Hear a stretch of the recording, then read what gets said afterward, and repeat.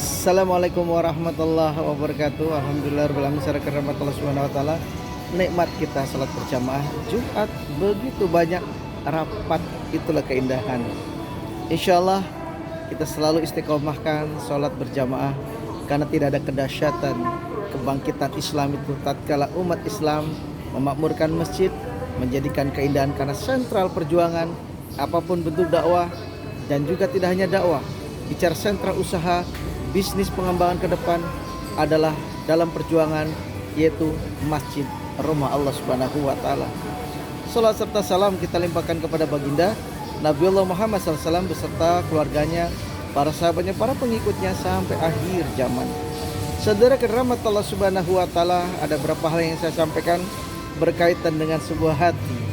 Berapa banyak orang yang sesungguhnya hidup ini, mohon maaf, hatinya tidak dihidupkan Allah Subhanahu wa taala, dia mati.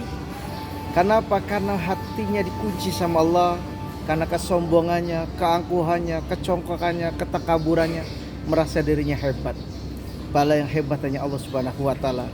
Dia bisa kaya karena Allah, dia punya jabatan karena Allah, dia punya kekuasaan karena Allah, bukan karena apa-apa, karena Allah berikan kepada kita.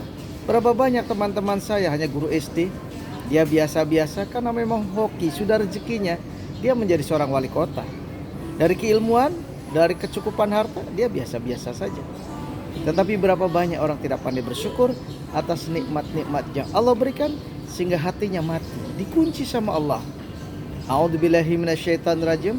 Bismillahirrahmanirrahim. Khatamallahu ala qulubihim wa ala sam'ihim wa ala absarihim. Hatinya dikunci. Kalau orang sudah hatinya dikunci, dia mati. Orang ngomong apa saja nggak mau dengar, dia tutup telinga. Sehingga berapa banyak sekarang orang-orang kita sangat sulit menerima kebenaran. Merasa dirinya benar, merasa dirinya punya kuasa, mereka punya jabatan. Tidak mudah untuk menerima apa saran-saran orang lain. Nah, orang seperti ini sulit karena hatinya sudah mati. Beda orang yang hatinya hidup. Dia senantiasa mengingat Allah, dia senantiasa menyadarkan dirinya bahwa dirinya tidak selamanya benar. Tatkala dirinya salah diingatkan, maka dia sadar. Oleh karena itu sekarang di zaman dikatakan modern sekarang ini, banyak orang yang hatinya sudah mati, hatinya terkunci, hatinya tertutup, tidak mau menerima kebenaran dari siapapun. Walaupun kita sebagai seorang muslim, baligu'ani walau ayat, sampaikan walaupun kita ngerti satu ayat, kebaikan-kebaikan, menyadarkan orang. Lalu secara rahmat Allah Subhanahu wa taala, insyaallah saya senantiasa ingatkan teman-teman, terima kasih banyak. Cuma teman-teman harus menyadari tidak selamanya kita pun ada. Kadang-kadang kita tidak ada. Kalau kita ada, insya Allah kita wajib hukumnya secepatnya. Kalau kita punya hutang, selesaikan baik-baik. Tapi jangan keras-keras, kecuali orang yang sudah punya watak, yang tidak mau punya keinginan.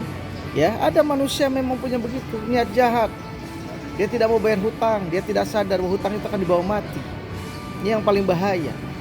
Secara keramat Allah Subhanahu wa taala, insyaallah hati kita ayo kita hidupkan dengan zikrullah, ya kan, dengan mengingat Allah, dengan membaca Al-Qur'anul Karim, dengan kita bersedekah, dengan dakwah membudu, dengan berbagi kepada sesama, insyaallah menjadikan kebaikan hati kita dihidupkan Allah Subhanahu wa taala. Kalau hatinya sudah hidup, insyaallah Anda sehat. Karena kunci orang sehat itu ternyata di spiritual. Orang yang spiritualnya tinggi, insyaallah sehat selalu. Orang-orang yang spiritualnya rendah, dia gampang stres, gampang galau, gampang jenuh, gampang tidak nyaman. Banyak sekali orang yang ternyata hidupnya penuh dengan kegalauan.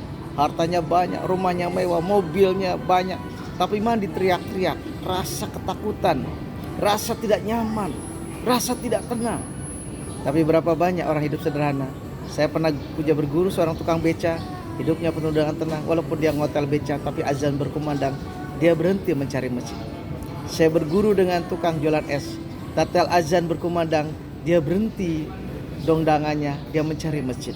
Saya belajar dengan tukang serabi, tatkala azan berkumandang, dia berhenti jualan serabi, dia nyari masjid. Subhanallah. Inilah sesungguhnya orang kaya. Orang yang kaya, kata Nabi, bukan orang yang banyak hartanya, banyak sawahnya, banyak rumahnya, banyak kedudukannya, tapi yang jiwanya kaya. Ketenangan, kedamaian, setiap masalah pasti ada. Problem kehidupan pasti orang itu punya. Tapi bagaimana menyikapinya?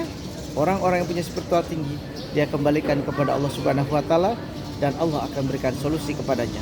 Ayo terus berjuang saudara rahmat Allah, jangan putus asa dan mohon doanya. Kami juga lagi berjuang. Dan bagi teman-teman yang punya masjid ya, mengurus masjid, teman-teman yang punya yayasan, pondok pesantren, ingin pesan sapi, insya Allah kami akan membantu. Sapi potong, insya Allah kami akan bantu kepada teman-teman. Silakan hubungi langsung nomor saya pribadi. Insya Allah kami akan konsen di situ. Dan konsen kami yang kedua adalah tentunya yang paling fokus lembaga pendidikan kampus yang insya Allah menjadi sistemik amik Bumi Nusantara Cirebon yang ada di Jalan Cideng Raya 181 yang insya Allah mulai kita pengembangan.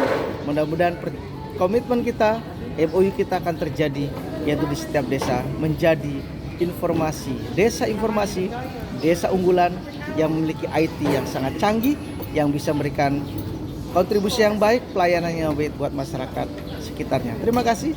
Assalamualaikum warahmatullahi wabarakatuh.